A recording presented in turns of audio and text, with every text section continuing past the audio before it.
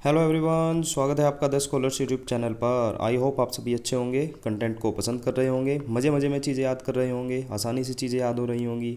एक बार देखकर ही आपको काफ़ी चीज़ें याद हो रही होंगी, ये मैं आशा करता हूँ। हमारा मोटिव भी यही था, इस सीरीज़ को, इन चीज़ों को, ट्रिक्स को, निमोनिक्स को एक अलग लेवल पर जाकर पढ़ाने का, आपको आपके आगे परोसने का, यही एक मोटिव था कि जो लर्निंग है ना, हम उसको प्रेशर से, ज़बरदस्ती, रट कर, क्रैम करके, बहुत चीज़ों से, अलग अलग तरीके से हम कहीं ना कहीं प्रेशर अपने दिमाग पर डालकर चीज़ों को याद करते हैं। बस यही मोटिव था कि चीज़ों को आसान कर पाएँ और आपके रिव्यू, आपके जो मतलब कमेंट करते हैं, आप फीडबैक देते हैं, उन्हीं से ही हम थोड़ा सा अंदाज़ा लगाते हैं कि क्या चीज़ें आपको कैसी लग रही हैं। तो अभी तक चीज़ें ठीक हैं, है ना। और आपसे यही मैं आशा करता हूँ, आप वीडियो को लाइक करेंगे और कमेंट में एक प्यारा सा कमेंट कर सकते हैं। कुछ भी, जो भी अच्छा लगा, बुरा लगा, वो भी बता सकते हैं। कुछ भी इम्प्रूवमेंट के लिए बता सकते हैं। ये चीज़ें हम कंसिडर करते हैं और आगे के लिए चीज़ें इम्प्रूव और ज़्यादा अच्छी, इफ़ेक्टिव कैसे लगें, उस चीज़ के लिए हमें इन चीज़ की ज़रूरत होती है। तो प्लीज़ आप कमेंट ज़रूर करते हुए जाया करें और लाइक तो ये तो नेसेसरी है ही है। बाकी चीज़ें आपको पता ही होगी, एआई यूज़ कर रखा है भर भर के, ठीक है। और विजुअलाइजेशन और हिस्ट्री, ट्रिक्स, काफ़ी सारी चीज़ें हमने इंक्लूड कर रखी हैं। इससे अलग ये सारी सीरीज़ हमने कंप्लीट कर ली है। B1 सीरीज़ चल रही है हमारी फ़िलहाल। ये सब आपको प्लेलिस्ट में इनका कंपाइलेशन या फिर इंडिविजुअल वीडियो के थ्रू भी आप इनको कर सकते हैं। बाकी ये चीज़ आपको बताई होगी क्या कैसे हो रहा है। पीडीएफ के लिए आप डिस्क्रिप्शन चेकआउट कर सकते हैं, वहाँ पर आपको सभी तरह का जैसा भी आप चाहते हैं, आपकी सुविधा के अनुसार हमने 4 पीडीएफ में कैटेगराइज की हैं ये अपनी सारी पीडीएफ। तो आप जाकर चेकआउट कर सकते हैं। पीडीएफ आपको अगर नहीं चाहिए तो आप हैंड रिटन नोट्स भी अपने अकॉर्डिंग आप बना सकते हैं। थोड़ा सा टाइम लगेगा, लेकिन आपको पेन पेंसिल लेकर अपना लगना पड़ेगा, तो आप वो भी कर सकते हैं। काफ़ी दिन हो गए ये बताए हुए। For the first time on YouTube we have made a small attempt to teach idiom using AI, ठीक है। Aiming to make our content more futuristic, our goal is to make your learning experience incredibly simple and highly engaging. ये line पढ़कर मुझे बहुत अच्छा लगता है, ठीक है। बाकी एक और चीज़, यत भाव तत भवति, ये भी मैं बताना चाहूँगा। जैसा आप सोचते हैं, अपने दिमाग को जैसा आप बताएंगे, जैसा उसको सोचने को मजबूर करेंगे, वैसा ही चीज़ें हो जाएगी। टैगलाइन हमारी है, देख सकते हैं आप यहाँ पर। तो ये चीज़ें वैसे वर्क करती हैं। मैं पर्सनली बताऊँ, जैसा आप सोचते हैं ना, अगर आपने सोच लिया कि 3 स्टार लग गए हैं, वर्दी आ चुकी है, या आप एएसओ में वहाँ पर किसी मिनिस्ट्री में जाकर बैठे हैं और आप उस चीज़ को विजुलाइज करते हैं, उस चीज़ को जीते हैं, तो कहीं ना कहीं जो यूनिवर्स है वो चीज़ें पॉजिटिव तरीके से ही काम करता है और आपका माइंडसेट भी कुछ कुछ वैसा ही हो जाता है। तो स्टार्ट करते हैं आज की अपनी वीडियो, टाइम नहीं गवाते हैं। अच्छा हाँ, एक और चीज़ कहना चाहूँगा। जैसे मैंने आपको बताया था 50 ईडीएम अभी हमने हाल ही में किए हैं, मतलब 100 से 50 किए हैं। एक भाई तो बड़ा नाराज़ भी हो रहा था, वो कह रहा था मतलब एक तो वीडियो इतनी लेट डालते हो, 50 कर दिए ऊपर से। तो भाई साहब मैं यही कहूँगा, वीडियो 2 से 3 दिन में आपको प्रोवाइड हो जाएगी 50 ईडीएम के साथ। पहले 100 ईडीएम हम अप्रोक्स एक वीक में प्रोवाइड करा रहे थे, लेकिन फिर अब हमने सोचा कि 50 करते हैं और मतलब थोड़ा थोड़ा मतलब वीडियो में तेज़ी लाएंगे, और जिससे आपका जल्दी से जल्दी ये सारे के सारे, मेरे ख्याल से 1791 ईडीएम है, ये फटाफट से कंप्लीट हो सकें, ठीक है। तो स्टार्ट करते हैं आज की अपनी वीडियो। पहला हमारा जो ईडीएम है, हार्ड टू स्वेलो। अब देखो, स्वेलो स्वेलो होता है निगलना, है ना। हार्ड मतलब कोई मुश्किल तरीके से आप चीज़ों को कर रहे हैं, तो इसका जो मीनिंग हो जाएगा डिफ़िकल्ट टू बिलीव, विश्वास करना कठिन होना, है ना। आपको किसी चीज़ को विश्वास करने में कठिनाई हो रही है। देखते हैं इसका ओरिजिन। मूल शाब्दिक अर्थ इसका होता है निगलने में कठिन होना कोई चीज़। पुराने समय में जब लोग दवा या कड़वी चीज़ निगलने की कोशिश करते थे, तो उन्हें निगलना बहुत कठिन लगता था। जो दवाइयाँ होती थी, जैसे कड़वी गोली को निगलना बहुत ज़्यादा कठिन हो जाता है, वैसे ही कोई अप्रिय या फिर दुखद समाचार अगर आप निगलते हैं, उसको एक्सेप्ट करते हैं, है ना, स्वीकार करते हैं उसको, तो वो भी बहुत ज़्यादा कठिन हो जाता है। तो इसी चीज़ से इस दवाई को निगलने की एक जो परंपरा होती थी, एक प्रोसेस होती थी, उसी से ही ये इडियम निकला है। हार्ड टू स्वेलो मतलब कोई चीज़ निगलने में, कोई चीज़ आपको हार्ड लग रही है, मुश्किल, कठिनाई हो रही है, तो ऐसे ही कोई बात, कोई खबर हो सकती है ना, कुछ भी चीज़, कोई एक इंसिडेंट, आपको उस चीज़ को एक्सेप्ट करना है। कोई भी एक परिस्थिति हो सकती है, तो आप उसको एक्सेप्ट करने में थोड़ा सा मतलब झिझकेंगे, है ना। डिफ़िकल्ट टू बिलीव मतलब कि विश्वास आप कठिन रूप से करेंगे। इमेज देख सकते हैं, जैसे इस भाई साहब का पैर कट गया, पैर टूट गया, ठीक है, और दवाई देख सकते हैं कितनी बड़ी दवाई है, तो आप इन दोनों से भी इसको रिलेट कर सकते हैं कि इसको विश्वास नहीं हो रहा है कि मेरा पैर कट गया है, ठीक है, और ये दवाई लेकर बैठा है, तो ये हार्ड टू स्वेलो हो रहा है इसके साथ, मतलब कि दवाई ये निगलने में इसको कठिनाई हो रही है। नेक्स्ट इडियम देखते हैं, has a face like thunder. ये तो इडियम खुद ही बता रहा है, मतलब कोई फेस होना किसकी तरह, थंडर की तरह। थंडर क्या हो जाता है, जो आंधी तूफान, जो बादल गरजते हैं, ठीक है। वेरी एंग्री हो जाएगा, अत्यंत क्रोधित दिखाई देना, जैसे जब आकाश में गरज और चमक जो थंडर स्टॉर्म होती है ना, तो आसमान काले बादलों से भर जाता है और माहौल बहुत ही ज़्यादा भयानक हो जाता है। उसी तरह जब कोई व्यक्ति बहुत नाराज़ होता है तो उसका चेहरा का जो हाव भाव होते हैं, गुस्से से तने हुए चेहरे की तुलना गरजते बादलों से यहाँ पर की गई है। उसके हाव भाव बिल्कुल देखो जैसे ये है ना, कितना बिल्कुल एकदम परफेक्ट एग्जाम्पल है ये इमेज इसकी। इसका जो चेहरा है वो कहीं ना कहीं गरजते हुए जो बादल होते हैं उसके जैसा हो गया है, यानी उसका चेहरा भी तूफानी आसमान की तरह डरावना और तनावपूर्ण होने लगा है, मतलब कि वो बहुत ज़्यादा क्रोधित है। इजी कहूँगा, कोई भी इशू इसमें नहीं होना चाहिए। नेक्स्ट इडियम हमारा देखते हैं, हेस्ट मेक वेस्ट। हेस्ट का मतलब होता है जल्दबाजी करना। देखो अगर आपने पुरानी सीरीज़ कर रखी है, अगर आप ऑलरेडी करके आए हुए हैं, तो हमने हंसते इसमें कीवर्ड बनाया था, मतलब हंसते हुए जल्दबाजी करना ठीक नहीं होता। ये हमने एक ट्रिक बनाई थी, सिंपल सी ट्रिक थी, कुछ भी ट्रिक नहीं है बल्कि डेली लाइफ का एक नॉर्मल सा सेंटेंस है। तो हंसते तो डायरेक्ट रिलेट कर सकते हैं, हंसते हुए जल्दबाजी करना ठीक नहीं है, तो मीनिंग हो गया था इसका जल्दबाजी करना। तो हेस्ट मेक वेस्ट, वेस्ट तो आपको पता ही होगा, कोई चीज़ बेकार हो जाना, तो मीनिंग हो जाता है इसका doing things in A Hari does not give fruitful result, मतलब चीज़ों में तेज़ी करना, है ना, काम को तेज़ी से करना वो फ्रूटफुल रिजल्ट नहीं देता, मतलब कि जल्दबाजी में काम बिगड़ जाता है। तो वही है यहाँ पर, जल्दबाजी में किया गया काम अक्सर गलतियों से भरा होता है, नुकसान कर देता है। इजी इडियम है, ज़्यादा इशू नहीं होना चाहिए आपको। जैसे देख सकते हैं ये मतलब आराम से काम कर रही है, सही काम हो रहा है, और ये मतलब जल्दबाजी में इसने कर दिया काम खराब, ठीक है। नेक्स्ट इडियम देखते हैं, नेक्स्ट इडियम है हमारा हॉल ओवर द कॉल्स। अब हॉल मतलब ये बेसिकली हो जाता है, देखो कॉल्स तो पता होगा आपको, और हॉल हो जाता है घसीटना, चलना, या फिर किसी को धक्का देना, है ना। होल मतलब जैसे यहाँ पर भी है घसीटना, ठीक है। तो to scold someone severely for an error, खबर लेना, डांटना।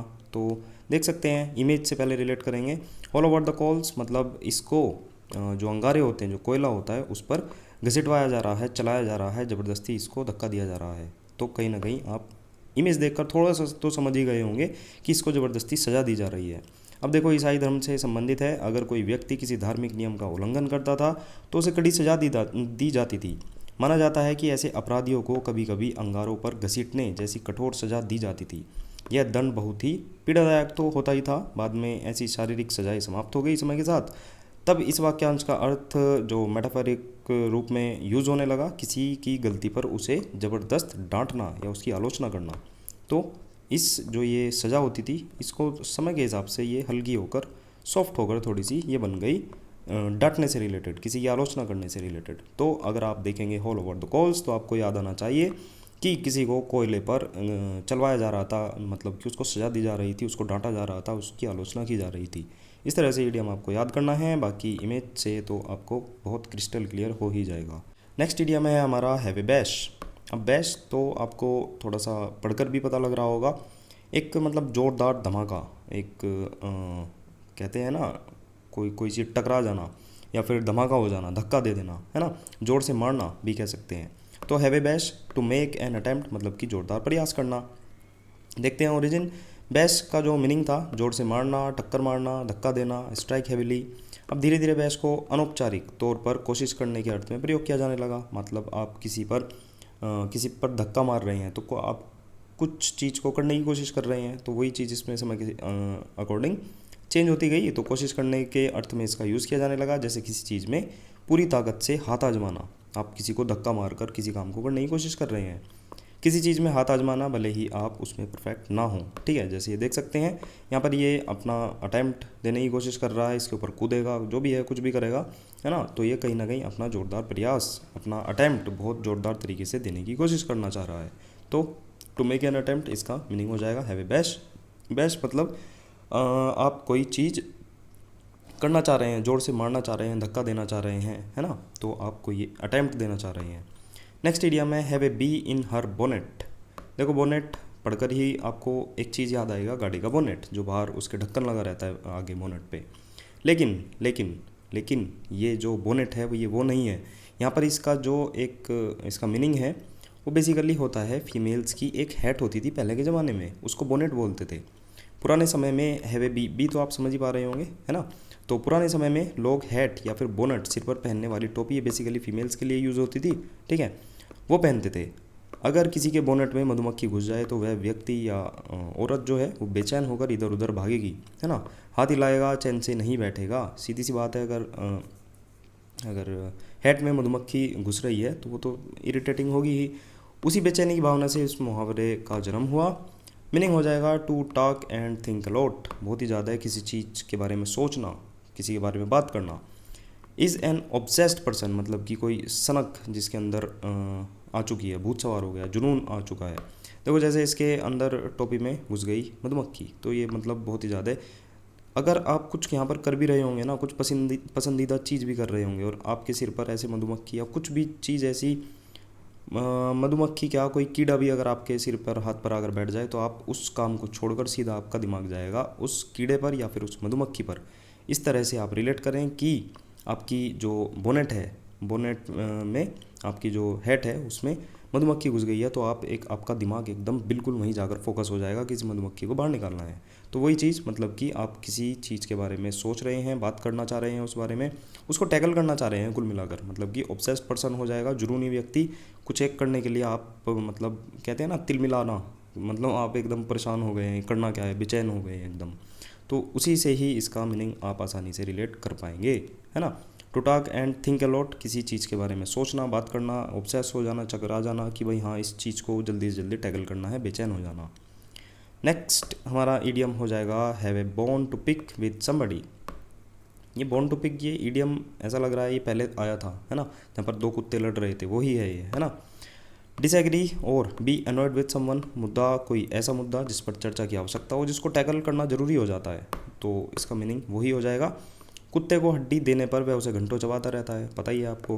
हड्डी चबाना एक ऐसा काम था जिसमें समय लगता था, ध्यान लगता था, इसी से मुहावरा निकला। जब किसी के पास एक हड्डी चबाने के लिए हो, एक बोन हो पिक करने के लिए, तो मतलब है उसके पास कोई एक ऐसा मुद्दा है जिसे वो ध्यान से सुलझाना चाहता है, जिस पर लंबी चर्चा करनी होती है। या फिर आप इसको इस तरह से भी, जैसे इमेज है और हमने पहले भी इडियम कर रखा है, दो कुत्ते हैं, अगर वे उनके सामने एक हड्डी डाल दी जाए तो वो कहीं ना कहीं ए बोन टू पिक वाली सिचुएशन हो जाएगी कि दोनों कुत्ते उस हड्डी को पाना चाहेंगे, पाने के लिए आपस में लड़ेंगे, इसको जल्दी जल्दी टैकल करना चाहेंगे, या तो इसको ये लेकर भाग जाएगा या ये लेकर अपना चलता बनेगा। तो कहीं ना कहीं इस मामले को, इस जो ये बोन है पिक करने के लिए, इसको ये जल्दी जल्दी टैकल करना चाहेंगे, लड़ेंगे उसके लिए। तो ऐसा मुद्दा, कोई एक ऐसी चीज़ जिस पर चर्चा की बहुत ज़्यादा आवश्यकता हो, है ना। डिसएग्री हैं ये कुत्ते दोनों एक दूसरे के लिए कि भाई एक दूसरे को चाहिए, तो सीधी सी बात है डिसएग्री तो होंगे ही। बी एनॉयड भी हो जाएंगे विद समवन, तो इजी हो जाएगा मेरे हिसाब से, ज़्यादा इसमें इशू इसमें भी नहीं होना चाहिए। नेक्स्ट इडियम है have a chip on one shoulder. ये देखो अमेरिका से आया है। वहाँ पर एक आपको मैं बताऊँ, जैसे हमारे यहाँ कहते हैं ना हाथ लगा कर दिखा, है ना, जब लड़ाई बच जाती है लड़कों में तो हाथ लगा कर दिखा, तू हाथ लगा कर दिखा आज मुझे। तो ऐसे ही अमेरिका में ये चीज़ चलती थी, मतलब इस चिप को, ये बेसिकली एक चिप टाइप होती थी, इस चिप को गिरा कर दिखा तू, अगर तूने इस चिप को हाथ लगा दिया, इस चिप को तूने गिरा दिया, आज तू ख़त्म है, मतलब कुल मिलाकर राड हो जानी है ना, लड़ाई बच जानी है खतरनाक लेवल की। तो वो ही चीज़ इसमें बताई गई है, to be upset for something that happened in the past, not a grudge और ए फीलिंग ऑफ रिलेंटलेसनेस और टू बी इजली एंगर्ड। अब देखो कई सारी चीज़ें आ गई। To be upset for something that happen in the past, मतलब किसी चीज़ के लिए जो पास्ट में घटित हो चुकी है उसके लिए आप अपसेट हैं। नर से ग्रज, अब देखो अगेन कहूँगा, अगर आपने चीज़ें पहले कर रखी है तो ये जो ग्रज है ना, इसमें हमने गुरुजी आप इसमें आराम से कीवर्ड बना पाएंगे। गुरुजी जो थे, गुरुजी से हमारा मनमुटाव हो गया था, हमारी ईर्ष्या हो गई थी, तो ग्रज का मतलब हो जाता है मनमुटाव होना, ईर्ष्या हो जाना। नर से ग्रज मतलब कि किसी से हमारा मनमुटाव हो गया है, या फिर हम जो कहते हैं ना, मतलब लड़ाई वाली भावना, द्वेष भावना, ईर्ष्या वाली भावना हो गई है। ए फीलिंग ऑफ रिलेंटलेस, जो रिलेंट होता है बेसिकली, रिलेंट होता है दया आना किसी चीज़ पर, और तरस आना। अब उसमें लेस लगा देंगे तो वो निर्दयता हो जाएगी, कठोर, दयाहीन। और नेस तो ये तो मतलब फीलिंग है ही है। टू बी इजली एंगर्ड, आसानी से गुस्सा हो जाना। तो पुरानी घटना का गम मनाना, गुस्से में रहना। बेसिकली बात चल रही थी शोल्डर पर चिप को रखने की। मैंने बताया था जैसे अमेरिका से उत्पन्न हुआ है, ओरिजिन हुआ है अमेरिका से मानी जाती है। उस समय झगड़ा करने के लिए एक प्रचलित तरीका होता था कि कोई व्यक्ति अपने कंधे पर लकड़ी का छोटा सा टुकड़ा यानी कि चिप रख लेता था। खुला निमंत्रण देता था कि अगर किसी में हिम्मत है तो इस लकड़ी को, इस चिप को गिरा कर दिखाए और फिर मैं उसको बताऊंगा। मतलब कि झगड़ा शुरू हो जाना। लड़कों में फेमस थी, जवानों में लोकप्रिय थी। लड़ाई के लिए बहाना ढूंढते थे और इसका अर्थ वही हो गया कि मतलब झगड़े के लिए उकसाना एक दूसरे को, या फिर वो झगड़े के लिए तैयार है, आप सामने वाले से भिड़ना चाह रहे हैं। जिसके मन में पुरानी शिकायतें पल रही हो और वो झगड़े के लिए तैयार है। तो कुल मिलाकर मेरे हिसाब से आप समझ चुके होंगे। इमेज को अपने दिमाग में, जहन में बसाना है, क्लियर हो जाएगा मामला। दोबारा आपको पढ़ने तक की भी ज़रूरत नहीं पड़ेगी। नेक्स्ट इडियम है हमारा have a finger in every pi. Apple pie order हमने पहले भी पढ़ाया था। पाई बेसिकली केक टाइप होते हैं, ये भी अमेरिका में मतलब फॉरेन कंट्री में चलते हैं। तो इसका मीनिंग हो जाएगा to be involve in a large और वेरिड नंबर ऑफ एक्टिविटीज़ और एंटरप्राइजेस। मतलब क्या कहना चाह रहा है, have a finger in every pie, हर एक पाई। जैसे देख सकते हैं ये पाई रखे हैं कई सारे, और इसके जो हर एक फिंगर है, एक फिंगर ये, एक फिंगर ये, मान लो अलग अलग है ना, इतना तो मान ही सकते हैं आप। हर एक फिंगर इसकी हर एक अलग अलग पाई में है। तो ये कहीं ना कहीं एक से अधिक कामों में हाथ है इसका, ये फंसा हुआ है, ये इन्वॉल्व है लार्ज नंबर में, अलग अलग नंबर्स की एक्टिविटीज़ में ये इन्वॉल्व है। तो वही चीज़ पुराने समय में पाई, एक मीठा नमकीन केक बहुत लोकप्रिय हुआ करता था। जब कोई व्यक्ति हर पाई में अपनी उंगली डालता था, उसका मतलब होता था कि वह चीज़ उस चीज़ में, उस पाई में, हर एक पाई में वो दखल दे रहा है। यहाँ पर भी आप रिलेट कर सकते हैं। इडियम इजी है, मेरे हिसाब से हो चुका होगा।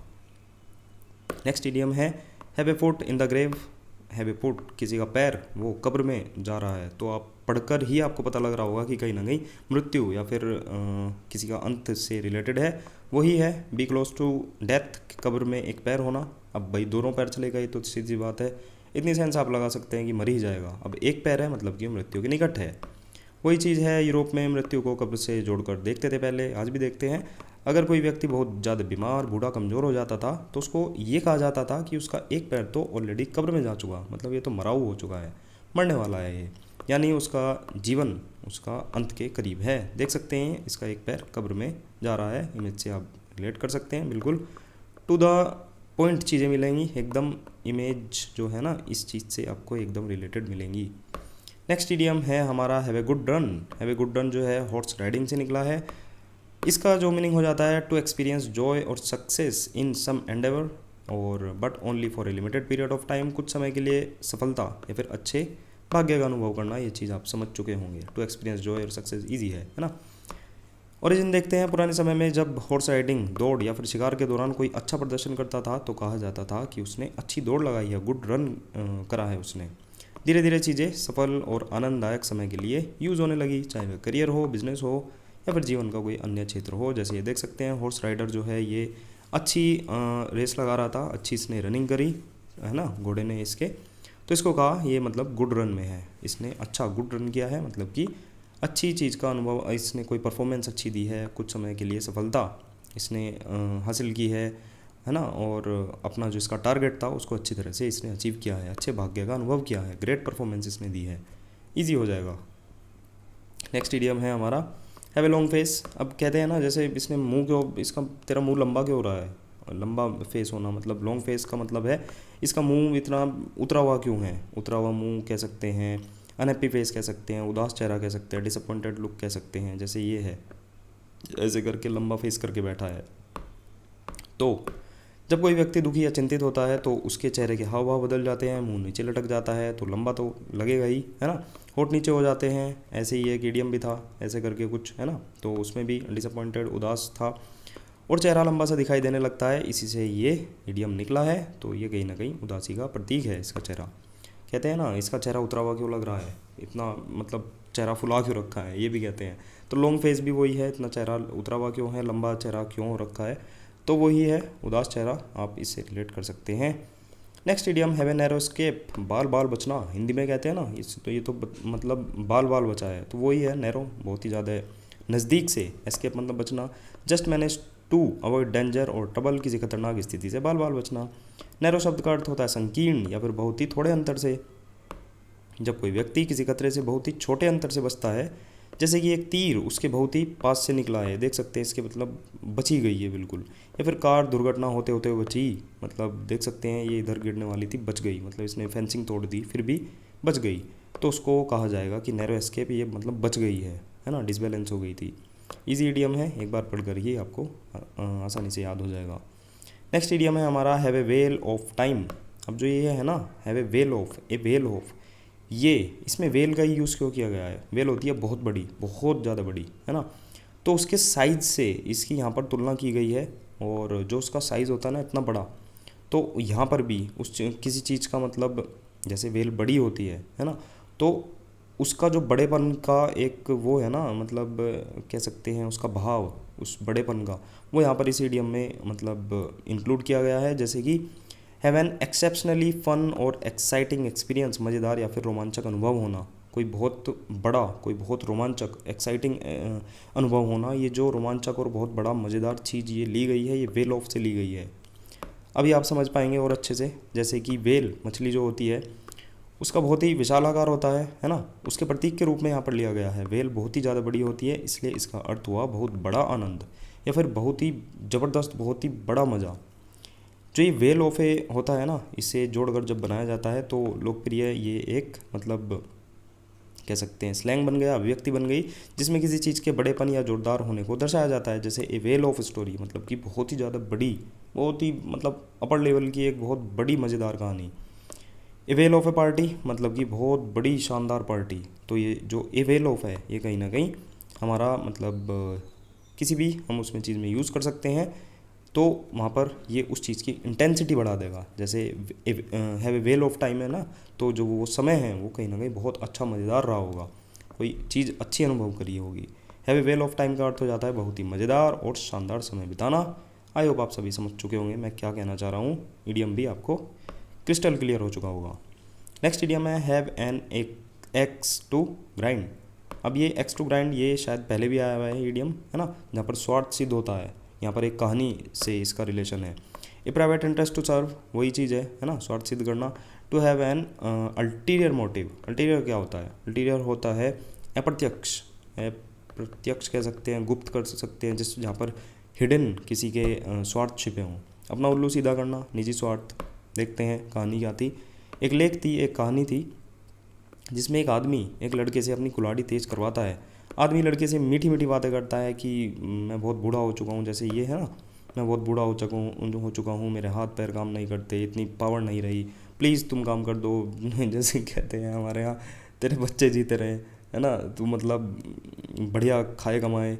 तो ऐसे ही इसने बढ़िया बढ़िया इसको बात कही, चिकनी चुपड़ी बातें करी, इसको मतलब बढ़िया एकदम अच्छा फील कराया, और उससे चापलूसी करके चक्की पर ले गया और कुल्हाड़ी घिसवा दी, है ना, मतलब मेहनत भरा काम होता है कुल्हाड़ी घिसवाना। तो कुल्हाड़ी घिसवा दी, बाद में पता चलता है कि उसके मीठे शब्दों के पीछे खुद का फ़ायदा छुपा था, और चलता बना जाकर, है ना। क्या पता इसने लालच भी दिया हो कि चल मैं तुझे कुछ खिलाऊंगा या मैं तुझे चाय पिलाऊंगा, अब मतलब ये तो कुल्हाड़ी लेकर चलता बना। कहीं ना कहीं इसने इस लड़के का फ़ायदा उठा लिया, यहीं से कहावत बन गई have an axe to grind, यानी कि किसी के पास अपना छुपा हुआ स्वार्थ या फिर उद्देश्य होना। जैसे इसने अपनी स्वार्थ निहित था इसके अंदर, उसके कारण इसने जैसे अपने कुल्हाड़ी तेज़ कराई इस लड़के से, तो ऐसे ही किसी भी चीज़ में अगर आपका स्वार्थ या कोई आपका काम छुपा है, तो आप वहाँ पर इस इडियम को यूज़ करेंगे। जैसे कि उसने अपनी कुल्हाड़ी, अपनी एक्स जो थी, है ना, उसको ग्राइंड कराया था। तो मेरे हिसाब से ये भी इडियम आपका हो चुका होगा। नेक्स्ट इडियम है हमारा have an ox on the tongue. Ox on the tongue सुनने में अजीब लग रहा है, तो इमेज देखिए, जैसे ये है इसकी टंग, इसकी जीभ पर ओक्स मतलब बैल, तो मीनिंग हो जाता है इसका ब्राइब टू रिमेन साइलेंट, मतलब चुप रहने के लिए रिश्वत लेना। देखो इंटरेस्टिंग है। पहली बात तो आप एक चीज़ समझिए, ये जो ओक्स होता है ना बैल, ये वाला बैल, ये हमारे यहाँ भी आपने शेयर मार्केट में जो ये जाता है ग्राफ, यहाँ पर एक ऐसा ही बैल मान लो ये है, ठीक है, तो ये इस ग्राफ में आपने देखा होगा, शेयर मार्केट का कुल मिलाकर ये सिंबल है।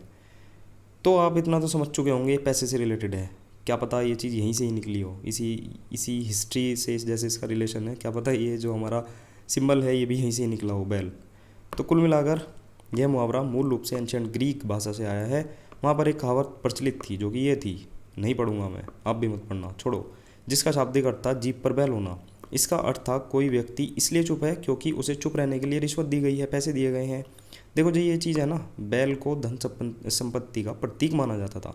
यही चीज़ मैं आपको बता रहा था, हमारे यहाँ भी जैसे शेयर वाला वो होता है ना ग्राफ, उसमें भी बैल ही यूज़ है।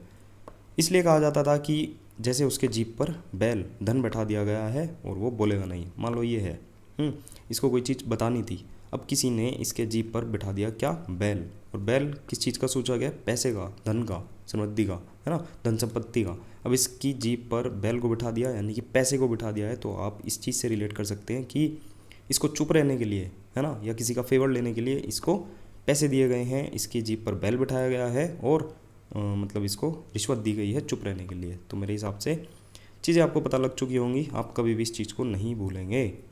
नेक्स्ट इडियम है हैव अर्न्स इन वंस पैंट। अब ये तो पढ़कर ही पता लग रहा है, पैंट में चींटियाँ घुस गई। इमेज देखिए, अगर सोचो इसकी जगह आप हैं, आपकी पैंट में इतनी सारी चींटियाँ घुस जाएं, भाई साहब मतलब क्या हाल हो जाना है आपका। आप इडियम का तो मीनिंग तो खैर हो गया, वो तो मतलब देखते ही हो गया। किसी चीज़ को लेकर बहुत ज़्यादा बेचैन हो जाना, वेरी रेस्टलेस अबाउट समथिंग। कल्पना करो, बिल्कुल सीधी कल्पना है, किसी के पैंट, मैं तो कहता हूँ आपकी पैंट में चींटियाँ घुस जाएं, है ना, तो व्यक्ति बहुत ज़्यादा बेचैनी से इधर उधर हिलेगा, बैठेगा नहीं, खुजाएगा, बहुत ही परेशान हो जाएगा, कपड़े उतार देगा कहीं कोने में जाके, है ना, फिर साफ़ करेगा बढ़िया एकदम कि मतलब एक भी नहीं मिलनी चाहिए।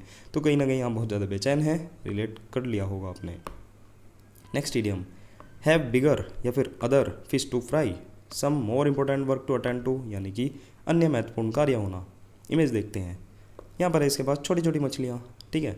अब इसके पास अदर फिश या फिर बिगर फिश, इनके कंपैरिजन में बिगर है, अदर है, इसके पास और बड़ी फिश भी है फ्राई करने के लिए, तो इसके पास और इनसे ज़्यादा महत्वपूर्ण चीज़ भी ऑलरेडी इसके पास है।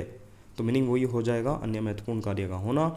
यूरोप में उस समय मछली मुख्य भोजन के रूप में शामिल थी और उसे पकाने या फिर फ्राई करने का रिवाज बहुत ज़्यादा आम था, कॉमन चीज़ थी, है ना। जब कोई कहता था कि I have bigger fish to fry, मेरे पास इससे भी ज़्यादा बड़ी फिश है फ्राई करने के लिए, तो उसका आशय होता था मेरे पास इससे भी बड़ी या फिर अधिक महत्वपूर्ण मछली है पकाने के लिए, यानी कि मेरे पास इससे भी ज़्यादा ज़रूरी, इससे भी मतलब ज़्यादा महत्व का मेरे पास काम है।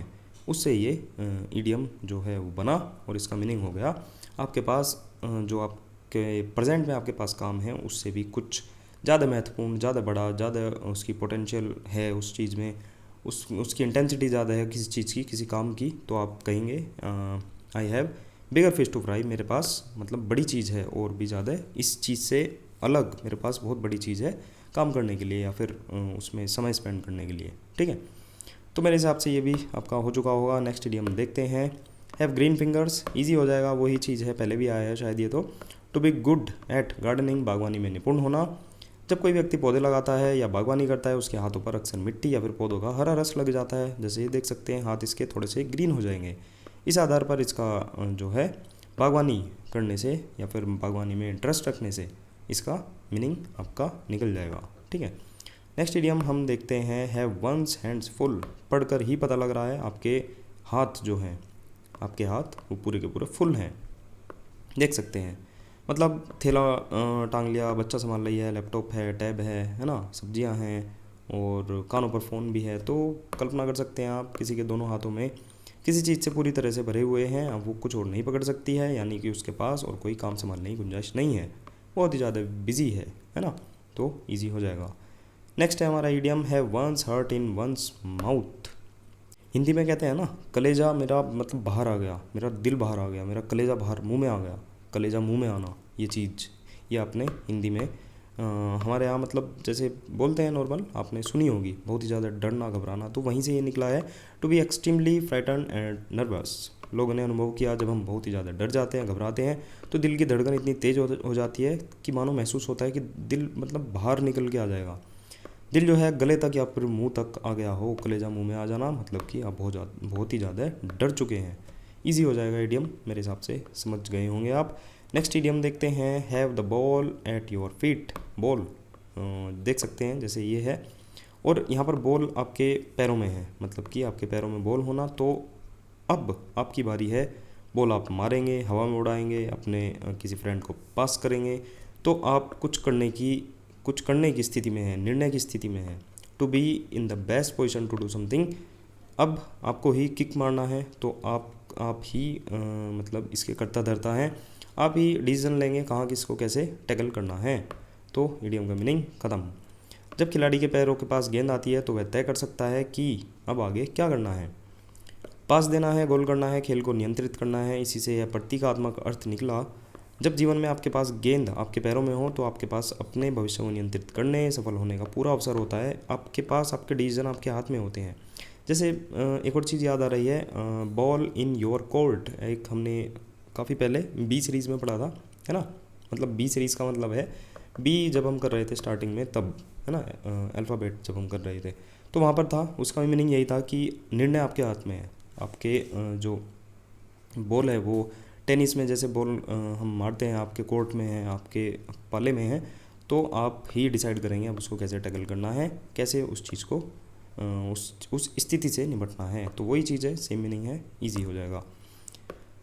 अब आपको भी लग रहा होगा बार बार मैं कह रहा हूँ मतलब इजी है इजी है, अब मतलब जब रहा ही इनमें कुछ नहीं है ना, दो ही चीज़ है, या तो आप विजुअलाइजेशन कर लो इमेज से, या फिर हिस्ट्री पकड़ लो एक बार, और हिस्ट्री तो है ही इतनी मतलब रिलेटेबल, तो चीज़ें हो ही जानी है, तो सब इजी है, कुछ नहीं है इनमें। Have the last laugh, to be victorious at the end of an argument, अंततः विजयी होना। कैसे होना, किसी मजाक या फिर संघर्ष के दौरान शुरू में लोग किसी की विफलता पर हंसते हैं, मानो जैसे ये है, ये कोई चीज़ को परफॉर्म कर रहा है, बार बार हो रहा है फेल, दुनिया हंसेगी इस पर। आपने फील भी किया होगा, आपके रिश्तेदार हंसेंगे, पड़ोसी हंसेंगे, दोस्त हंसेंगे, दुनिया हंसेगी, लड़कियां हंसेगी, पुरानी महिला मित्र हंसेगी, है ना। लेकिन अगर वही व्यक्ति, अगर आप जो बार बार फेल हुए हैं, है ना, बार बार आपका सिलेक्शन नहीं हुआ है, अब आप अंत में सफल हो जाइए, है ना, 2025 में बिल्कुल एकदम जो आपके ड्रीम पोस्ट है वो लेकर निकलिए, तो अंत में आप हंसेंगे, दुनिया आपको देखेगी, ठीक है। उसकी हंसी ही निर्णायक होती है। आपने सिलेक्शन ले लिया, एकदम से आपने किसी दिन स्टेटस लगाया सिलेक्टेड एज करके, कोई भी जो आपकी पोस्ट है ना, तो वहाँ पर स्टेटस लोग बाग देख रहे हैं और आप हंस रहे हैं, है ना। तो वही चीज़ बताना चाह रहा हूँ, बाकी सभी हैरान हो जाएंगे उस समय। तो हैव द लास्ट लाफ मतलब कि आप अंत में जब आपका उस पीडीएफ में नाम आया, वो सिलेक्टेड बच्चों की जो पीडीएफ होती है वहाँ पर आपका नाम आया, तो अंत में कौन हंसेगा, आप हंसेंगे। Have the last laugh, to be victorious मतलब आप विजयी हो गए हैं एंड मोमेंट पे, है ना। काफ़ी टाइम से लग रहे थे, आप फेलियर को प्राप्त कर रहे थे, लेकिन एंड में आपका मतलब रिजल्ट में नाम आया, अंततः विजय आपकी हुई। इस तरह से इडियम को पकड़ लो, इडियम याद हो जाएगा। लास्ट लाफ मतलब आप अंत में आप हंस रहे हैं। नेक्स्ट इडियम है हमारा have them rolling in the aisles. ये तो बहुत अच्छा वर्ड था, कई बार बता रखा है। देखो, आइल होता था, आइल बेसिकली होता है गलियारा किसी चीज़ का।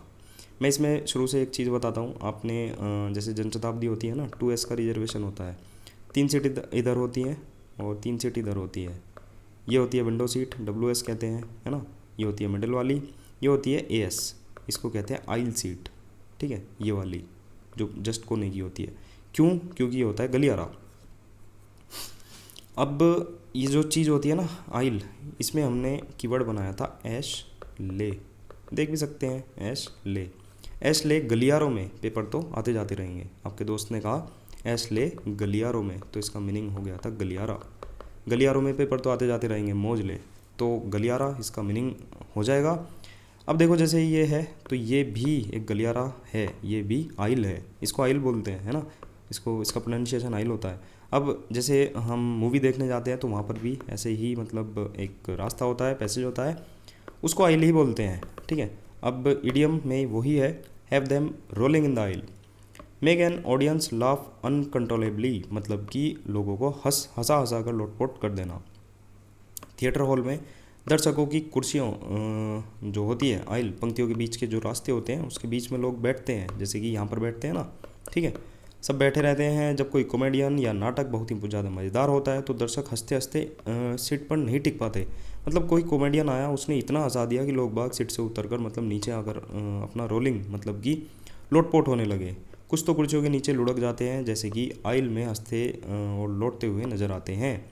तो कहीं ना कहीं किसी चीज़ को किसी किसी किसी बंदे को मतलब लोगों को इतना हंसा देना कि वे रोल होने लगे कहाँ पर, आइल में, गलियारों में वे लोटपोट हो जाने लगे। तो इस तरह से ही आपको इसका मीनिंग निकालना है, इमेज देखनी है, आइल का मतलब समझना है, इडियम ख़त्म। नेक्स्ट पर चलते हैं। नेक्स्ट इडियम है have your back to against, या फिर स्लैश लग रहा है, have your back to the wall, या फिर have your back against the wall. तो कह सकते हैं हम to be in desperate situation with very few option, आपके पास बहुत कम ऑप्शन है और आप डेस्परेट हैं। बी इन डिफ़िकल्ट सिचुएशन में है, वेयर एस्केप इज़ डिफ़िकल्ट, मतलब भाग जाना बहुत ही ज़्यादा मुश्किल है, कठिन परिस्थिति में कुल मिलाकर आप हैं। अब देखते हैं पुराने समय में जब सैनिक लड़ाई में घिर जाते थे और उनकी पीठ जो है दीवार से लग जाती थी, मान लो कोई मतलब इसके साथ लड़ कर इसको मतलब मार पीट कर ये बिल्कुल एंड पर ले आया, अब इसके पीछे आ गई दीवार, तो उनके पीछे हटने का कोई भी रास्ता नहीं बचता था।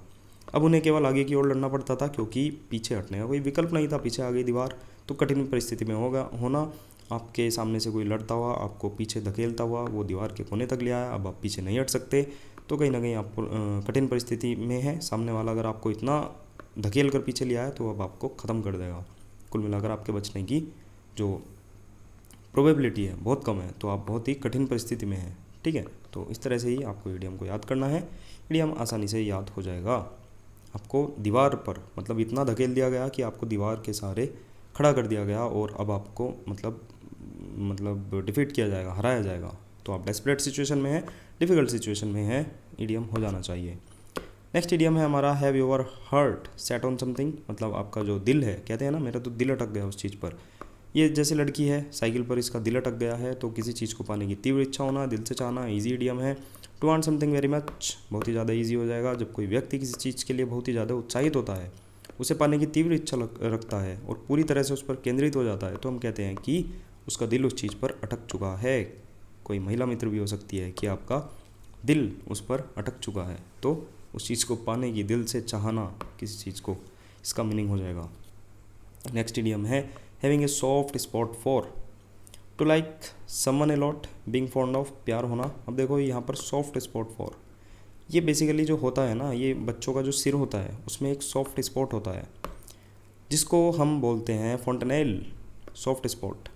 सॉफ्ट स्पॉट जो है वो नरम जगह को दर्शाता है, ये शरीर के किसी कमज़ोर हिस्से के लिए यूज़ किया जाता है। जैसे कि सिर पर बच्चों में एक सॉफ्ट स्पॉट होता है, जैसे हड्डियाँ होती है ना स्कल में, तो वहाँ पर एक सॉफ्ट स्पॉट होता है, तो उसको बोलते हैं फोंटेनेल, है ना।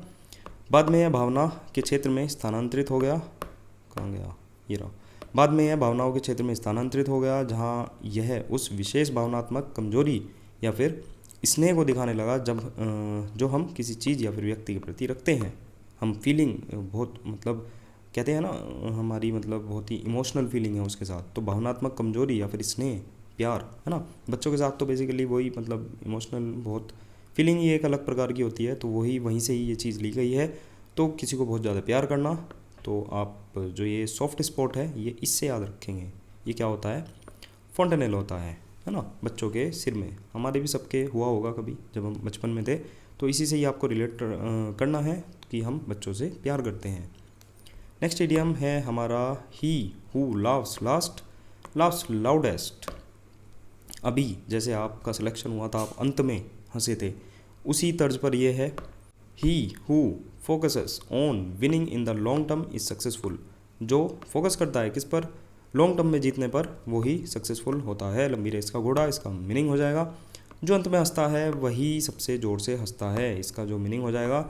जो अंत में हंसता है वही ज़ोर से हंसता है, कहीं ना कहीं वो विन होता है ना, वो जीत जाता है, विक्ट्री को प्राप्त होता है। यानी जो आखिर में जीतता है वही सच्चा विजयी होता है। किसी स्थिति में पहले से खुशी मनाना या किसी को कम आंकना मूर्खता हो सकती है, क्योंकि अंतिम परिणाम अप्रत्याशित, अनएक्सपेक्टेबल, जो आप एक्सपेक्ट नहीं भी कर पा रहे हैं वो भी हो सकता है।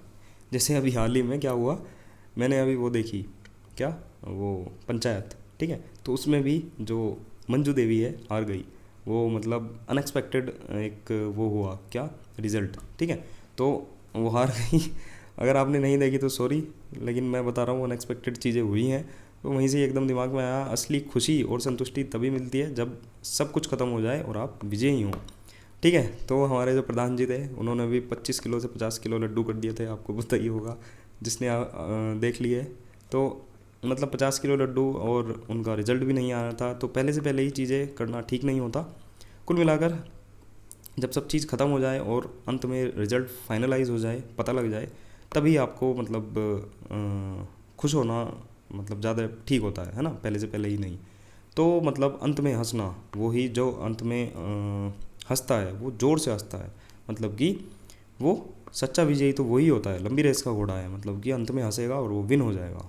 ठीक है, तो वो विन होने पर ज़्यादा फोकस कर रहा है। तो मेरे हिसाब से चीज़ें हो चुकी होंगी आपके, तो देख सकते हैं आप। नेक्स्ट ईडियम पर चलते हैं। नेक्स्ट है हमारा idiom head in the clouds. Head मतलब जो सिर होता है वो क्लाउड्स में है। टू डे ड्रीम या फिर बीइंग अब्सेंट माइंडेड या फिर कट ऑफ फ्रॉम रियलिटी, कुल मिलाकर आप हवाओं में हैं। कहते हैं ना कि इसका सिर हवाओं में है, ये तो हवाओं में चल रहा है, तो वो डे ड्रीम में है, मतलब जो रियलिटी से है वो उससे पार होकर चीज़ों को सोच रहा है। कोई सोच रहा है मैं तो मतलब BMW आ गई मेरे पर, तो वो डे ड्रीम कर रहा है ना, एब्सेंट माइंडेड के साथ वो चीज़ें सोच रहा है। यदि किसी का सिर बादलों में है तो वह ज़मीन से यानी यथार्थ जो रियलिटी होती है उससे ऊपर है और अपने सपने, कल्पना या विचारों में डूबा हुआ है। जब कोई व्यक्ति व्यवहारिक बातों की अनदेखी करता है और कल्पना में खोया रहता है, तब इस चीज़ का यूज़ किया जाता है कि किसी का हेड क्लाउड में है। ठीक है, इजी है, हिंदी से भी आप रिलेट कर सकते हैं कि वहाँ हवाओं में है, ये तो इसका सिर हवाओं में है, इमेज से भी देख सकते हैं, तो इडियम इजी हो जाएगा। नेक्स्ट इडियम है हेड ओवर हील्स, तो इसका मीनिंग हो जाएगा हमारा मैडली इन लव या फिर बीइंग कम्प्लीटली इन लव, प्यार में पागल होना। देखो इसको छोड़ो, सीधी सी बात है, हेड आपका जो सिर है वो पैरों के, किसी के पैरों में है ना, या फिर पैरों के ऊपर है। तो जैसे देख सकते हैं, ये तो वैसे इसका वैसे उल्टा सीन था, पहले इसको कहा जाता था हील्स ओवर हेड और फिर इसको उल्टा कर दिया गया, आप इसको स्किप कर सकते हैं। लेकिन सीधा सीधा आप देखो कि आपका कहते हैं ना, ये तो मतलब उसके प्यार में गिर गया है बिल्कुल, इसका इसने जो सिर है बिल्कुल उसके पैरों में, अपनी महिला मित्र के पैरों में दे दिया है, मतलब बिल्कुल गिर चुका है ये प्यार में। तो ऐसे ही रिलेट कर सकते हैं, आपने अपना सिर जो है वो महिला मित्र के पैरों में जाकर रख दिया है कि ले मैं तो गुलाम हूँ तेरा, है ना। और बाहर से दिखा रहे हैं कि मैं तो सख्त लौंडा हूँ, लेकिन नहीं है, आपने अपना हेड उसकी हील्स में रख दिया है, आप कहीं ना कहीं उसके प्यार में पागल हो चुके हैं। तो इस तरह से आप आराम से इसको याद कर पाएंगे। नेक्स्ट इडियम है हमारा heads will roll. Interesting story के साथ ये आपको आराम से याद होएगा। डिसमिस्ड और फोर्स टू रिज़ाइन मतलब कि कड़ी सजा देना, नौकरी से निकाल देना। अब देखो कहानी शुरू होती है यहाँ, फ्रेंच रेवोल्यूशन से जुड़ा हुआ है। एक जो ये चीज़ थी ना, गिलोटिन जो भी बोलते थे इसको, है ना, गिलोटिन ही है वैसे तो। गिलोटिन जो होता था ना, ये होता था ये चीज़, सिर को बिल्कुल अलग कर देने वाली एक एक कह सकते हैं मशीन, एक औजार, एक खांचा कह सकते हैं इसको। मतलब यहाँ से हटाया जाता है सीधा, एकदम सिर सीधा बाल्टी में आकर गिरता था और पीछे का पूरा मैटर अलग। इसको गिलोटिन कहा जाता था, फ्रेंच रिवोल्यूशन से रिलेटेड था। उस समय ये जो गिलोटिन था, इसका उपयोग करके अपराधी या फिर राजनीतिक जो विरोधी होते थे, राजद्रोही होते थे, उनका सिर कलम कर दिया जाता था। तब कहा जाता था सिर लुढ़केंगे, मतलब कि हेड्स विल रोल, सिर लुढ़क जाएंगे। अब देखो यहाँ पर किसी का सिर काट दिया, सीधी सी बात है वो लुढ़क कर यहाँ पर आकर पड़ेगा या नीचे आकर पड़ेगा, तो हेड्स विल रोल, सिर जो है वो लुढ़क कर आएंगे। इसका शाब्दिक अर्थ था कि लोगों को मृत्युदंड दिया जाएगा। समय के साथ इस मुहावरे का अर्थ, अब सीधी सी बात है अभी के समय में तो ये चीज़ नहीं है, तो ये चीज़ बंद तो होनी थी, है ना। और अब यह शब्द मृत्युदंड के बजाय गंभीर परिणामों के रूप में नौकरी से बर्खास्तगी, मतलब जैसे नौकरी से निकाल देना या फिर पद से हटाने के लिए ये चीज़ फेमस हो गई। ठीक है, हेड्स विल रोल का जो मेन इसका मीनिंग था कि मतलब सिर को अलग कर दिया जाएगा, धड़ को बिल्कुल अलग कर दिया जाएगा। इसको धीरे धीरे नरम किया गया, तो वो जैसे कहते हैं ना, मतलब नौकरी से निकाल देना या फिर किसी पद से किसी को हटा देना, तो वहाँ पर जाकर ये कन्वर्ट हो गया, है ना। कुल मिलाकर सज़ा को बहुत ही ज़्यादा सॉफ्ट कर दिया गया और इसका एंड में मीनिंग बन गया नौकरी से निकाल देना या फिर किसी को कड़ी सज़ा देना। ये चीज़ यहाँ पर भी आ जाएगी, है ना। मृत्युदंड से सीधा मतलब कड़ी सज़ा दे देना, किसी को बाहर निकाल देना, मतलब नौकरी से बाहर निकालना, कड़ी सज़ा देना। सीधी बात है, अगर आपको नौकरी से किसी को निकालना है तो कहीं ना कहीं उसको सज़ा ही दे रहे हैं। इस तरह से आपको ये जो गिलोटिन है, इससे इसको याद रखना है, हेड्स विल रोल, सभी के धड़ गिरेंगे, लुढ़केंगे, है ना, उस चीज़ से आपको ये याद रखना है। नेक्स्ट इडियम है हियर समवन आउट, किसी को की बात हो रही है। Let someone complete what they are saying, किसी को पूरी करने देना उसकी बात, मतलब कि पूरी बात ध्यान से सुनना। ईजी हो जाएगा। हियर का मतलब होता है सुनना, आउट का मतलब पूरा, पूरी तरह से सुनना। पुराने समय में अदालत, चर्च या फिर सभाओं में लोगों को अपनी पूरी बात रखने का मौका दिया जाता था। वहीं से यह चीज़ फेमस हो गई, यानी कि किसी को बीच में न काटते हुए उसकी बात अंत तक सुनना। Hear out, hear someone out, easy है, ठीक है। नेक्स्ट इडियम है hear something through the grapevine. ये है जब टेलीग्राफ चलते थे ना, ये तब से रिलेटेड है। देखते हैं। To learn of something via an informal means of communication और गॉसिप, मतलब कि सुनी सुनाई बातें, अफवाहों से मिली जानकारी। टू लर्न ऑफ समथिंग, कोई चीज़ आप ग्रैब कर रहे हैं, याद कर रहे हैं, मतलब एक्सेप्ट कर रहे हैं। वाया किसके थ्रू? इनफॉर्मल मीन्स के, जो कम्युनिकेशन के इनफॉर्मल मीन्स होते हैं उनके थ्रू, या फिर गॉसिप जो इधर उधर से सुनी हुई अफवाहें होती हैं उनसे। Hear someone through the grapevine. Grapevine यहाँ पर यूज़ क्यों किया गया है ये बताता हूँ अभी। ये जो इतिहास इसका जो कहता है कि यह अमेरिकी गृह युद्ध के समय का है। जो टेलीग्राफ लाइनें होती थी ना, अक्सर पेड़ों से लटकती रहती थी, जो अंगूर की बेलों की तरह दिखती थी, जैसे यहाँ भी देख सकते हैं, है ना। वैसे तो यहाँ पेड़ नहीं है, लेकिन आप मान लीजिए कि ये जो अंगूर की बेल है ये टेलीग्राफ लाइन की तरह है ना। इन लाइनों के माध्यम से सूचना इनफॉर्मल रूप से, अनौपचारिक रूप से एक जगह से दूसरी जगह फैलाई जाती थी, है ना, फैलती थी, जिससे यह मुहावरा बना, जिससे कि यह विचार बना कि खबरें तेज़ी से अनौपचारिक चैनलों के माध्यम से फैलती है। ग्रेप वाइन की प्रकृति से जुड़ा हुआ है, जहाँ पर बेल एक दूसरे से जुड़ी होती है, एक जगह से दूसरी जगह पर फैलती है, ठीक है। तो सीधी सी बात है, आपको जैसे अंगूर की बेल इधर से उधर फैलती है और जुड़ जाती है, यहाँ पर गई, यहाँ पर लटक गई, फिर यहाँ लटक गई, है ना। तो ऐसे ही टेलीग्राफ लाइनें उस समय मतलब बिछी होती थी, मतलब पेड़ों पर वो लटकी होती थी। अब कहीं से भी वो कनेक्ट करके उसी के थ्रू वहाँ से चीज़ें इनफॉर्मली भेज दी जाती थी। तो वहाँ पर मतलब जैसे कहते हैं ना डाटा लीक होना, तो ऐसे ही वो चीज़ इधर से उधर बहुत ज़्यादा लीक होकर, उसमें मिलावट होकर, इधर से उधर बातें फैलाकर, अफवाहों से चीज़ें मतलब फैलाकर, तो जो बातें फैलती थी उनको ही कहा जाता था hear someone through the grapevine, मतलब कोई चीज़ आपने अफवाहों से या फिर सुनी सुनाई बात गॉसिप से आपने ग्रैब की है, ठीक है। तो आपको ये चीज़ ग्रेप वाइन से, आपको टेलीग्राफ लाइन जो कि पेड़ से लटकी हुई है, मतलब झूल रही है किसकी तरह, ग्रेप वाइन की तरह, उससे याद करना है। और वो जब इतनी मतलब बेल की तरह झूल रही है, तो वहाँ पर मतलब जो इन्फॉर्मेशन है उसमें छेड़छाड़ होती थी, उसमें मतलब इनफॉर्मली उसको फैला दिया जाता था, है ना। तो आप इस तरह से आप इसको रिलेट करेंगे, इडियम मेरे ख्याल से आपका हो जाएगा। नेक्स्ट इडियम है हार्ट एंड सोल। कहते हैं ना कि मतलब अपने मन से और अपने हार्ट से, सोल से, आत्मा से किसी चीज़ को करना, तो कम्प्लीटली, तो आप मतलब उसमें लगे हुए हैं, मतलब आप दिल से लगे हुए हैं कम्प्लीटली, पूरी तरह से, with all the effort you can put, जितने आप एफर्ट डाल सकते हैं उससे लगे हुए हैं, पूरी तरह से लगे हुए हैं। हार्ट का मतलब भावनाएं, प्यार और लगाव से है। सोल का मतलब हो जाता है आत्मा, इंसान की सबसे गहरी भावना से है। जब कोई इंसान हार्ट एंड सोल से कुछ करता है तो अपने पूरे दिल और आत्मा से उस काम में डूबा हुआ रहता है। ईजी हो जाएगा। नेक्स्ट इडियम है हमारा heart in the right place. देखो ये भी मैं तो ईजी कहूँगा। Someone is good even if they sometimes behave in A wrong manner, मतलब कोई अगर अच्छा आदमी है ना और उससे कोई गलती भी हो जाती है तो उसको मतलब सज़ा नहीं देनी चाहिए, कुल मिलाकर वो अच्छा ही आदमी है। अच्छी नीयत होना, भले कभी गलती भी हो जाए। जैसे देख सकते हैं इसका हार्ट जो है वो राइट प्लेस पर है, आदमी ठीक है, लेकिन इससे हो गई गलती। ये मान लो वेटर है, ये कुछ खाने के लिए ला रहा था, इससे गिर गया, तो कोई इशू नहीं है, इसका हार्ट राइट प्लेस पर है, ये मतलब अच्छा आदमी, अच्छा इंसान है। वही चीज़ है इसमें। पुराने समय में लोगों का मानना था कि दिल जो हार्ट होता है इंसान की भावना और अच्छाई का केंद्र होता है। अगर वो सही जगह पर है तो आदमी जो है, इंसान जो है वो बहुत ही ज़्यादा अच्छा है। भावना, सोच और उसकी नीयत बिल्कुल ठीक है। धीरे धीरे मुहावरा बना कि अगर किसी का दिल सही जगह पर है, भले ही वह गलती भी कर दे, लेकिन उसकी मंशा नेक होती है, वो आदमी बिल्कुल ठीक होता है। तो अच्छी नीयत होना, और भले ही आपसे कभी गलती भी हो जाए। Heart in the right place, आपका हार्ट बिल्कुल एक ठीक ठाक बिल्कुल परफेक्ट जगह पर है, आप आदमी अच्छे हैं, है ना। भले ही आपने एक दो कांड भी कर दिए हों, मतलब कांड का मतलब है छोटी मोटी गलतियाँ भी कर दी हों। ऐसा नहीं है कि आप मर्डर कर आ रहे हैं, है ना, छोटी मोटी गलतियाँ आपने कर दी हों। नेक्स्ट इडियम है हार्ट टू हार्ट टॉक। क्या ही बताने की ज़रूरत है, दिल से दिल की बात है, क्या बात है। फ्रैंक टॉक मतलब कैंडिड टॉक, मतलब दिल की बात।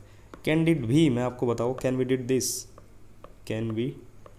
दिस, स्पष्ट बताओ, तो कैंडिड का मतलब हो गया था स्पष्ट। अब ये मत कहना यहाँ ग्रामर वगैरह क्या लगा रखी है, छोड़ो उस चीज़ को। मेरा मोटिव यही रहता है कि याद करना।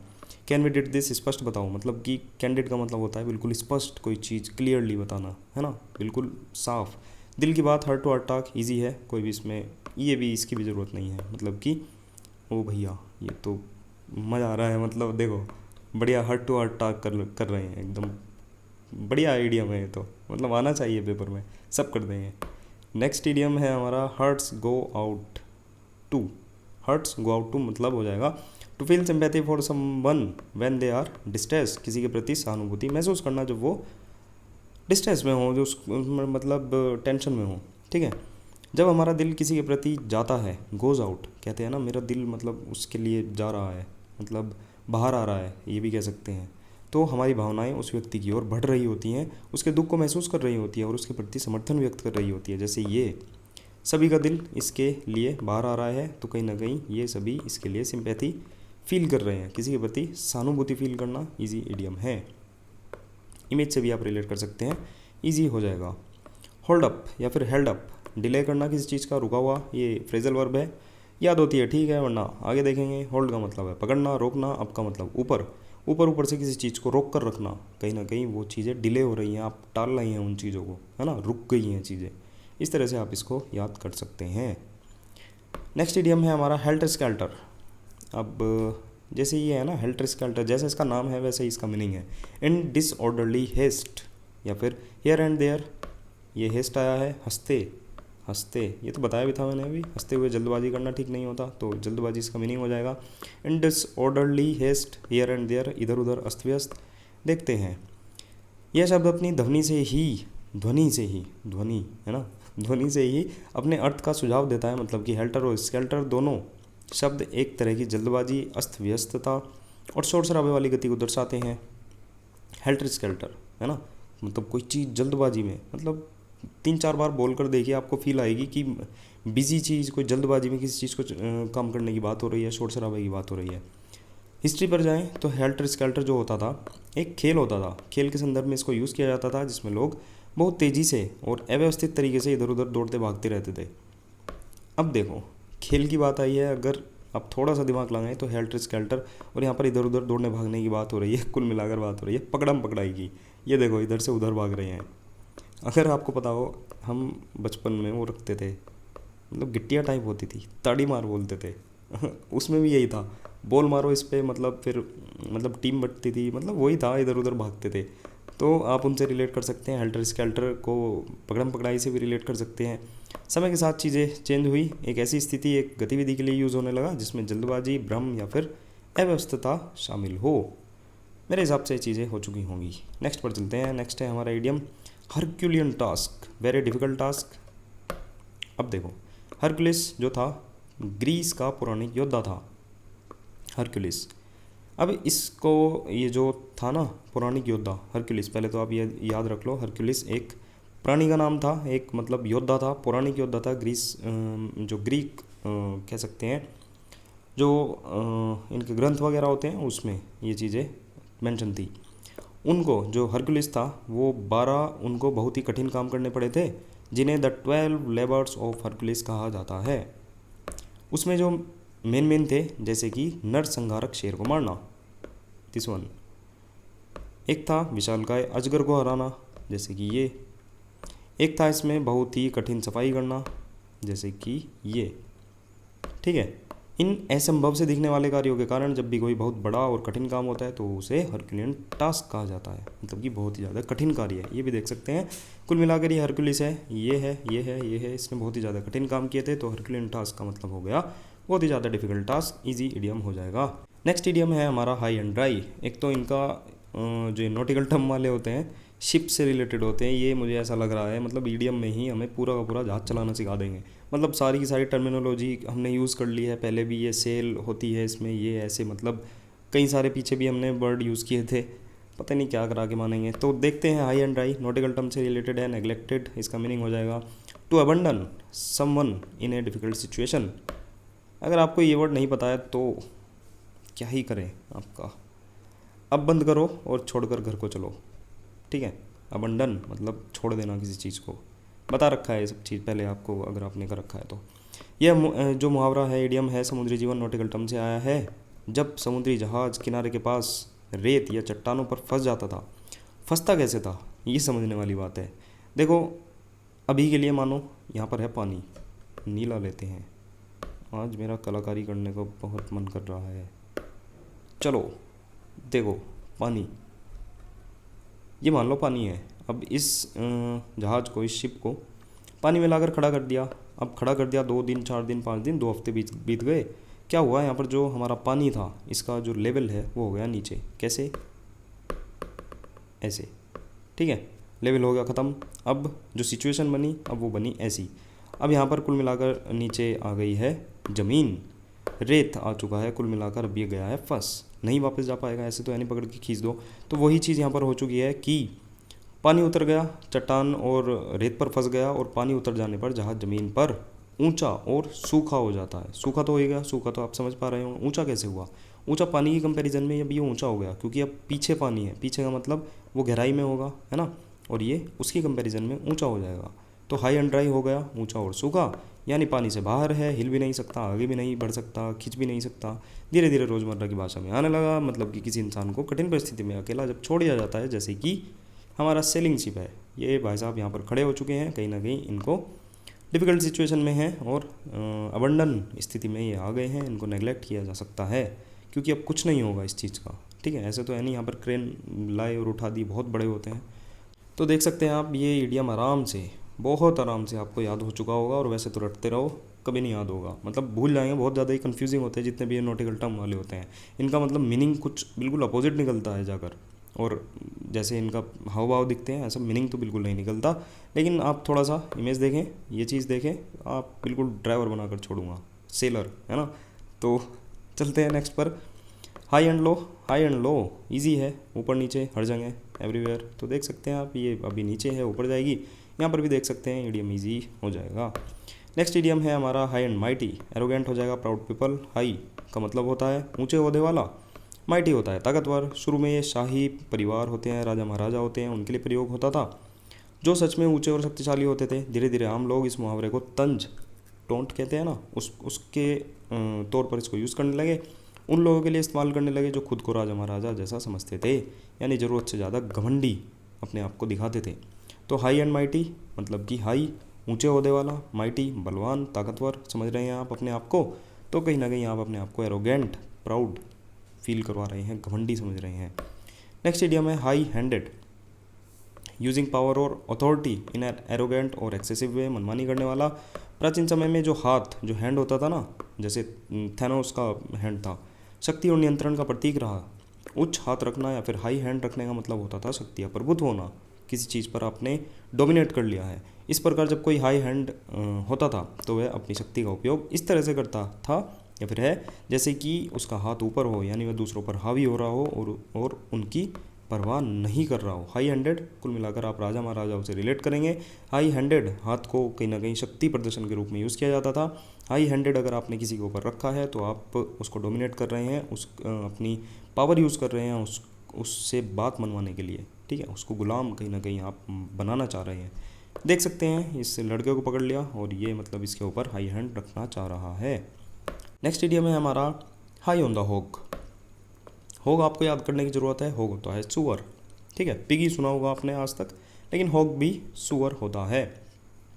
मीनिंग हो जाता है to live in a luxurious और कॉस्टली वे, महंगे तरीक़ों से रहना। अब ये सुअर ये महंगे तरीक़ों से कैसे रह रहा है, अब देखते हैं, हिस्ट्री देखते हैं, हिस्ट्री से आपको क्लियरिटी आ जाएगी। इस मुहावरे की शुरुआत अमेरिका से है, सबको पता है, सब वहीं की देन है, ठीक है। पहले के समय में सुअर जो होग होता है उसका ऊपरी हिस्सा जैसे कि पीठ, कमर आदि सबसे बढ़िया और महंगा मांस माना जाता था खाने के पर्पज़ में, है ना। जो अमीर लोग होते थे वो सुअर के इसी ऊपरी हिस्से, जो ऊपरी हिस्सा होता था उसका मांस खाते थे। गरीब लोग उसके नीचे का हिस्सा खाते थे जो वहाँ से बच जाता था, जैसे पैर, पेट वगैरह का मांस हो गया, उससे काम चलाना पड़ता था। इसलिए कहा जाने लगा जो अमीर है वो हाई ऑन द होग यूज़ कर रहे हैं, मतलब कि होग सुअर का हाई ऊपरी हिस्सा यूज़ कर रहे हैं, मतलब कि सुअर के ऊपरी हिस्से, महंगे हिस्से का आनंद ले रहे हैं। तो वहाँ से ये चीज़ बनी कि मतलब महंगे जो अमीर लोग होते हैं, है ना, लग्जीरियस और कॉस्टली लाइफ स्पेंड कर रहे हैं, वे होग का, सुअर का ऊपरी हिस्सा खा रहे हैं तो वे कहीं ना कहीं बहुत ही ज़्यादा अमीर लोग हैं। देख सकते हैं आप, यहाँ से रिलेट कर सकते हैं, यहाँ से रिलेट कर सकते हैं, ईडियम आपको हो जाएगा। होग आपको याद करने की ज़रूरत है, ठीक है, ये आपके ईडियम हो जाएगा। हाई टाइम, ये तो होता है, इट इज़ हाई टाइम, मतलब ये बहुत ज़रूरी समय है, अप्रोप्रिएट टाइम है, ये आपने सुना भी होगा, ईजी है। पास द अप्रोप्रिएट टाइम मतलब कि सही समय के बाद का समय, या फिर बिल्कुल एग्जैक्ट एकदम सही समय है। ये बना कैसे? ये बना हमारा सूर्य देवता से। सूर्य देवता से कैसे बना? पुराने समय में जब सूरज आकाश में सबसे ऊपर हाई होता था, यानी कि दोपहर के समय, तब इसे डेज हाई टाइम कहा जाता था। मतलब ये दिन का सबसे अच्छा, सबसे हाई, अपर, सबसे एकदम एग्जैक्ट टाइम है किसी काम को करने के लिए, क्योंकि उस समय सबसे ज़्यादा कामकाज होते थे, रोशनी होती थी। अब देखो सीधी सी बात है, सूरज सिर पर है तो सबसे ज़्यादा जो दिन को हम थोड़ा सा इलेबोरेट करेंगे, दिन को अगर हम कहें कि उसका मेन पॉइंट क्या है, मेन पार्ट क्या है, तो वो दोपहर ही होती है। दोपहर ख़त्म तो दिन ख़त्म, है ना। तो उस तरह से आपको रिलेट करना है कि जब डेज हाई टाइम होता था तो उस समय को सबसे ज़्यादा मेन माना जाता था, कामकाज उसी में ही होते थे। धीरे धीरे इसका मतलब बदल कर यह हो गया कि किसी काम को करने का सबसे उपयुक्त समय आ चुका है, हाई टाइम। सूरज जो है वो हाई टाइम में है, ठीक है। इस तरह से आपको ईडियम आसानी से याद हो जाएगा। यहाँ पर देख सकते हैं जैसे सूरज बिल्कुल आसमान में है, सब अपने काम हिल्लों में लग रहे हैं, अपने काम में। जैसे ये दुकान खोल ली, ये यहाँ पर पढ़ाई चल रही है, खेत में ट्रैक्टर चल रहा है, किसान अपना कर रहे हैं। मतलब कुल मिलाकर अप्रोप्रिएट टाइम है, बिल्कुल एग्जैक्ट उपयुक्त समय है। नेक्स्ट ईडियम है हिमालयन ब्लंडर। अब ये पढ़कर आपको लग रहा है हिमालय में कोई ब्लंडर हुआ था, और बिल्कुल हुआ था। बेसिकली ये थी एक बुक जिसको लिखा था ब्रिगेडियर ने, ठीक है।